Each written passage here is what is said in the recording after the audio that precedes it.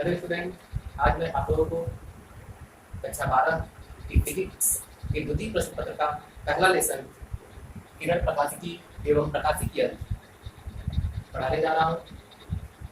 इसमें हम सबसे पहले पहली टॉपिक पढ़ेंगे प्रकाश।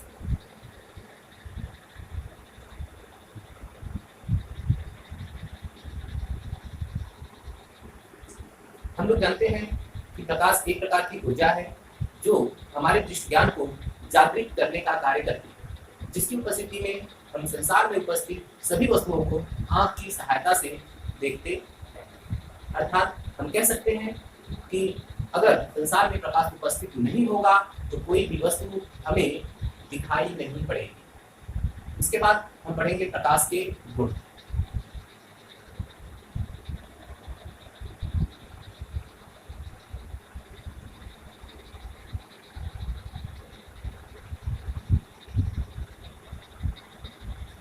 तो प्रकाश के क्या क्या गुण होते हैं वो मैं आपको बताता हूँ।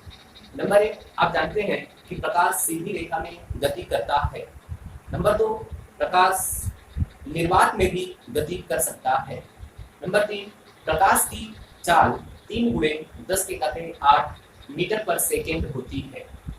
नंबर 4, प्रकाश में परावर्तन होता है। 5, प्रकाश में अपवर्तन होता है। 6, प्रकाश में वर्ण विक्षेपण होता है। 7, प्रकाश में व्यतिकरण होता है। 8, प्रकाश में विवर्तन होता है। 9, प्रकाश में ध्रुवण होता है। और 10, प्रकाश पदार्थ से इलेक्ट्रॉन उत्सर्जित कर सकता है। पुनः ये सारी बातें प्रकाश के गुण के विषय में थी, जिसके विषय में हम कुछ क्लास 8 में पढ़ चुके हैं और क्लास 12 में भी अगले चैप्टर में कुछ इनके सारे गुणों को पढ़ेंगे। नेक्स्ट, प्रकाश का परावर्तन।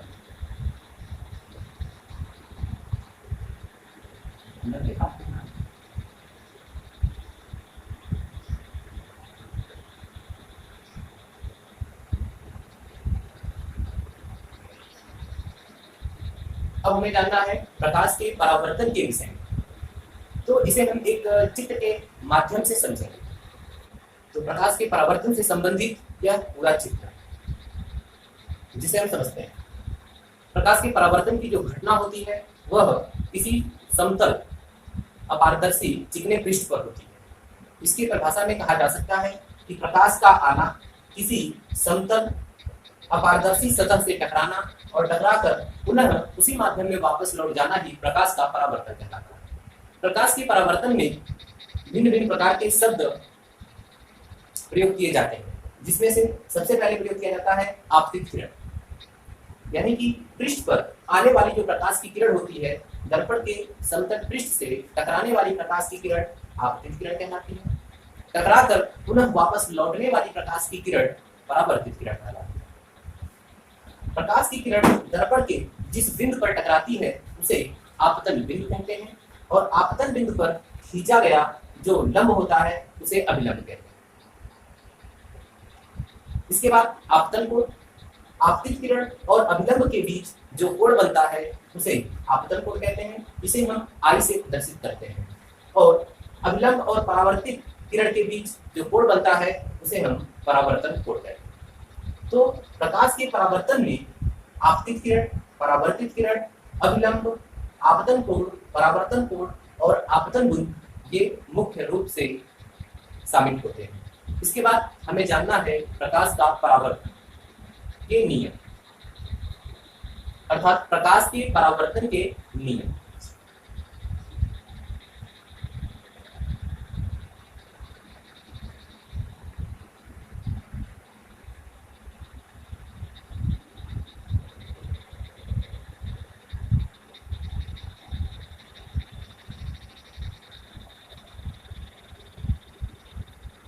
तो इसी चित्र के आधार पर परावर्तन के 2 नियम दिए जाते हैं। नंबर 1 कहा जाता है आपतित किरण, परावर्तित किरण और अभिलंब तीनों एक ही तल में स्थित होते हैं, और इसके प्रयोग की व्याख्या हम कक्षा 8 में पढ़ चुके हैं कि कैसे इसे सिद्ध किया जाता है कि आपतित किरण, परावर्तित किरण और अभिलंब तीनों एक ही तल में स्थित होते हैं। नंबर 2 कहा जाता है कि जो आपतन कोण होता है आपतन कोण आई ये सदैव परावर्तन कोण के बराबर होता है। आपतन कोण सदैव परावर्तन कोण के बराबर होता है। ये दो नियम परावर्तन के, नंबर 1 आपतित किरण, परावर्तित किरण और अभिलंब तीनों एक ही तल में स्थित होते हैं। नंबर 2 आपतन कोण सदैव परावर्तन कोण के बराबर होता है। इसके बाद हमें पढ़ना है प्रतिबिंब।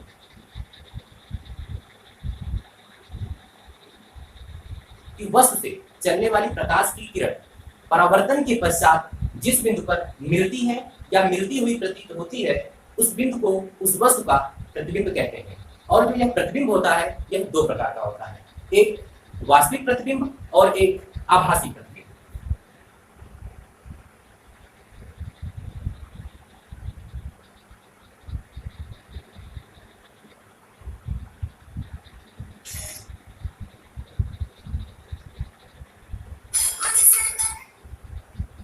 वस्तु से चलने वाली प्रकाश की किरण परावर्तन के पश्चात जिस बिंदु पर मिलती है, उस बिंदु को उस वस्तु का वास्तविक प्रतिबिंब कहते हैं।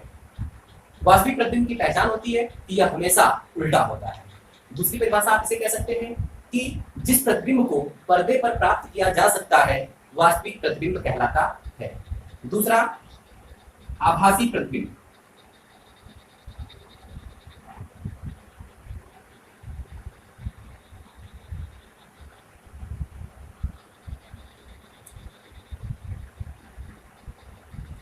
आभासी प्रतिबिंब कहा जाता है कि वस्तु से चलने वाली प्रकाश की किरण परावर्तन के पश्चात जिस बिंदु पर मिलती हुई प्रतीत होती है, उस बिंदु को दिए गए वस्तु का आभासी प्रतिबिंब कहते हैं। आभासी प्रतिबिंब सदैव सीधा होता है।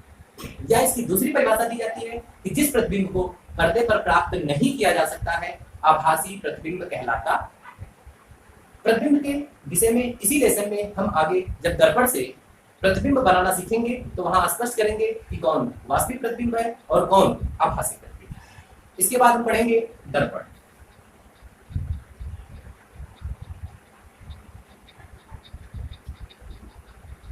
दर्पण यानी कि शीशा, जिसके विषय में आप सभी लोग जानते हैं। कहा जाता है कि दर्पण एक प्रकार का शीशा होता है जिसके एक सतह पर कलई या पॉलिश की जाती है और दूसरे सतह से प्रकाश का परावर्तन होता है, दर्पण कहलाता है। दर्पण भी दो प्रकार का होता है, एक समतल दर्पण और एक गोलीय दर्पण।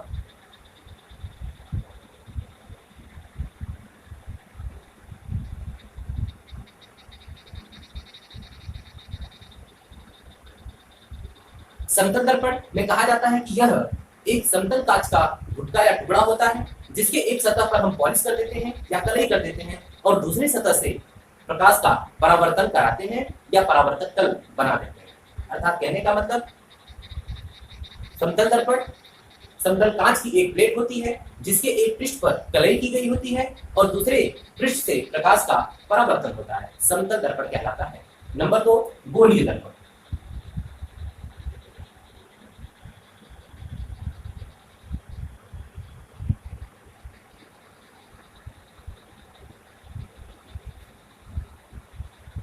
गोलीय दर्पण कहा जाता है कि जो गोलीय दर्पण होता है वह किसी गोले का कटा हुआ एक भाग होता है जिसके एक पृष्ठ पर हम कलई कर देते हैं और दूसरे पृष्ठ से प्रकाश का परावर्तन कहलाता है।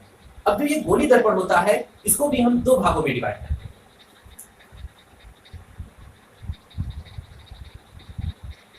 नंबर 1 अवतल दर्पण।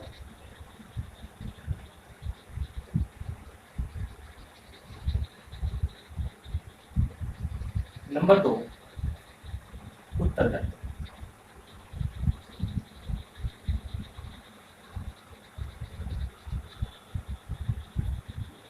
अवतल दर्पण जब हम किसी गोले से उसके एक भाग को काट के निकालते हैं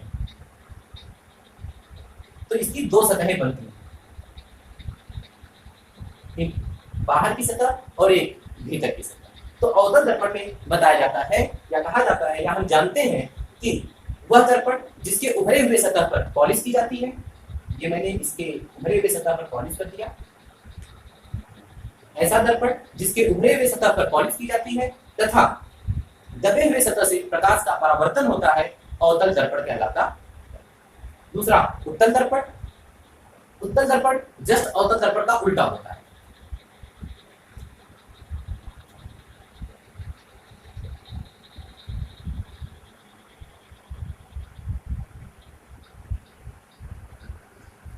उत्तल दर्पण में दबे हुए सतह पर पॉलिश की जाती है और उभरे हुए सतह से प्रकाश का परावर्तन होता है।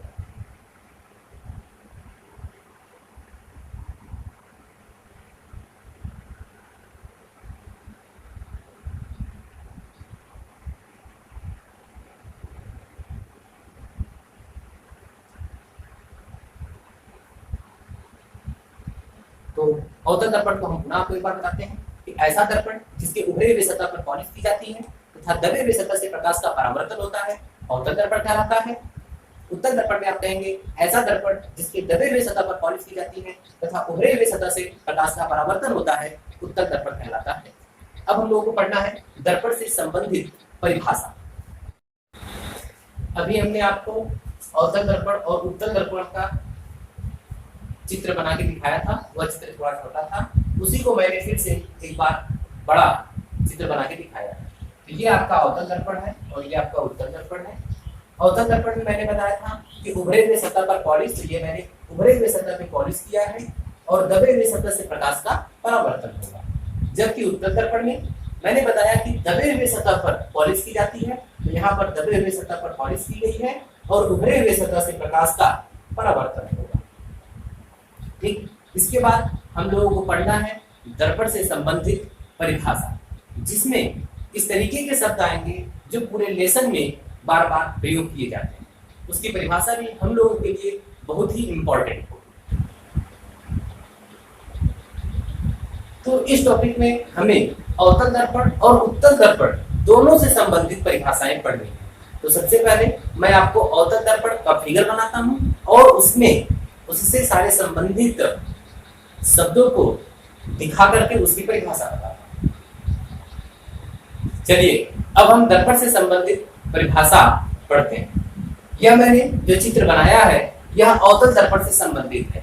इसमें मैंने अवतल दर्पण को किसी एक गोले से कटे हुए भाग को प्रदर्शित किया है।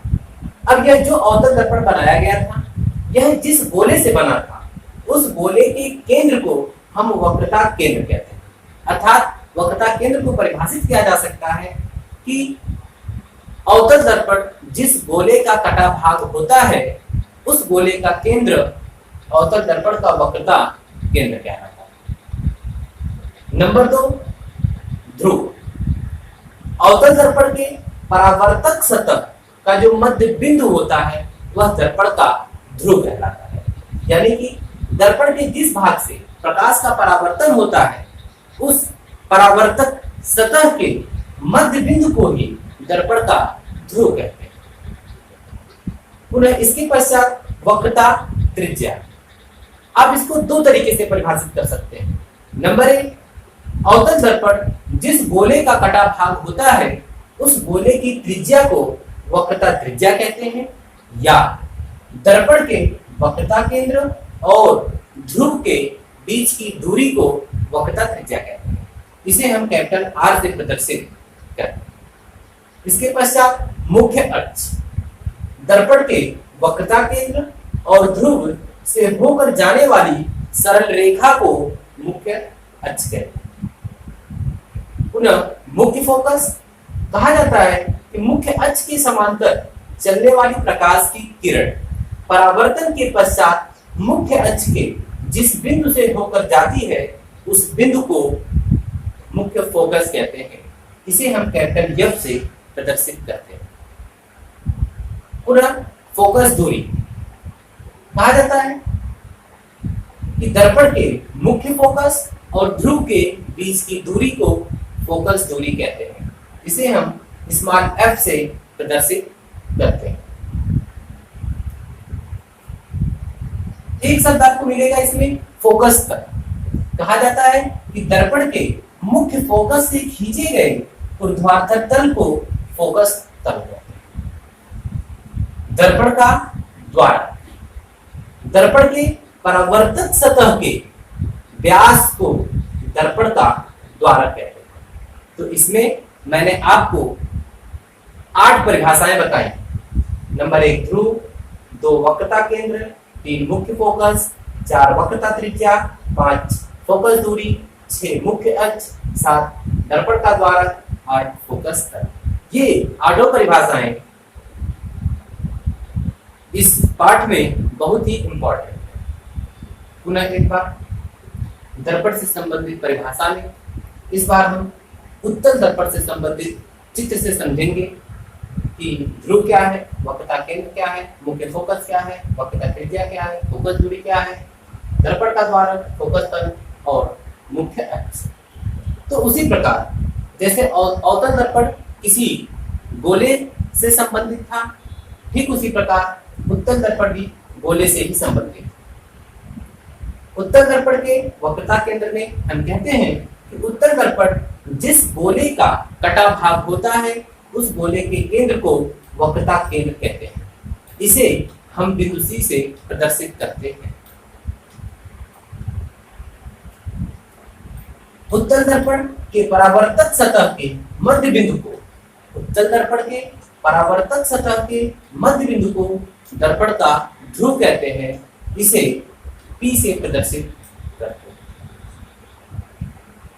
दर्पण के ध्रुव P और वक्रता केंद्र C के बीच की दूरी को वक्रता त्रिज्या कहते हैं, जिसे हम R से प्रदर्शित करते हैं। मुख्य अक्ष के समांतर चलने वाली प्रकाश की किरण परावर्तन के पश्चात मुख्य अक्ष के जिस बिंदु से आती हुई प्रतीत होती है उस बिंदु को दर्पण का मुख्य फोकस कहते हैं। इसे हम कैपिटल F से प्रदर्शित करते हैं। दर्पण के मुख्य फोकस F और ध्रुव P के बीच की दूरी को फोकस दूरी कहते हैं। इसे हम स्मॉल f से प्रदर्शित करते हैं। दर्पण के मुख्य फोकस से खींचे गए ऊर्ध्वाधर तल को फोकस तल कहते हैं। दर्पण के परावर्तक तल के व्यास को दर्पण का द्वारक कहते हैं। दर्पण के ध्रुव, मुख्य फोकस और वक्रता केंद्र से होकर जाने वाली सरल रेखा को दर्पण का मुख्य अक्ष कहते हैं। तो वही आठों शब्द पुनः ये उत्तल दर्पण से संबंधित। इसके बाद की सारी चीजें हम अगली कक्षाओं में रखेंगे।